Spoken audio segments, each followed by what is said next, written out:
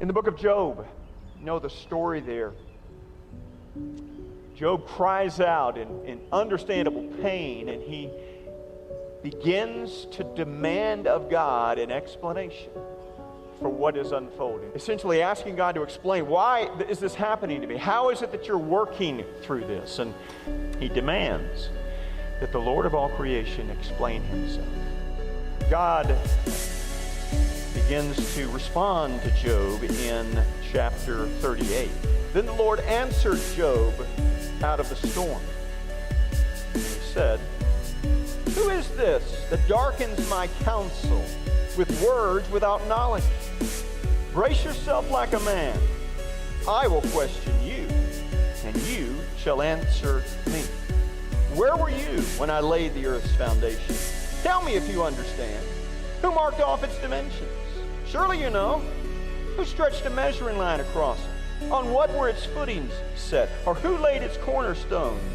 While all the morning stars sang together and all the angels shouted for joy." God didn't show up to explain himself. God shows up and begins to pepper Job with questions. He's been listening to it for 37 chapters, and now he turns around and asks you himself. For 129 verses, God just throws out question after question after question of things that Job could not possibly understand and see. But all of these questions that God is raising to Job in those chapters point to a single truth. God revealed through Isaiah this truth long ago when he said, "My ways are higher than your ways. My thoughts are higher than your thoughts." Remember how the book of Job ends? And not the epilogue where he gets everything back, but before that.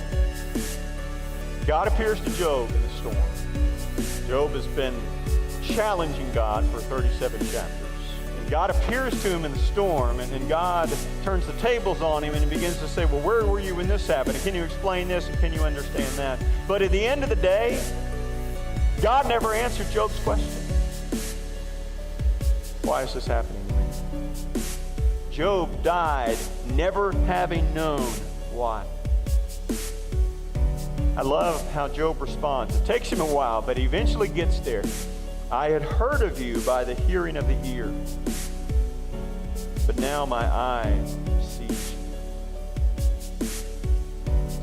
It is so easy to be content knowing about God, knowing what people have said about God and definitions about God and theology about God and doctrine and all of these explanations, which have their place and have value. But if we are satisfied knowing about God instead of walking with God, then we will be disappointed, because we need that closeness of relationship with Him. Don't be content just hearing about God with the ear. See Him with your heart. Don't just try to ask and understand questions with your mind. Walk by faith. And then you begin to see. This is the truth for all who have placed their faith in Christ and walk in Him in obedience, that you never walk alone. That is Mysterium Tremendum.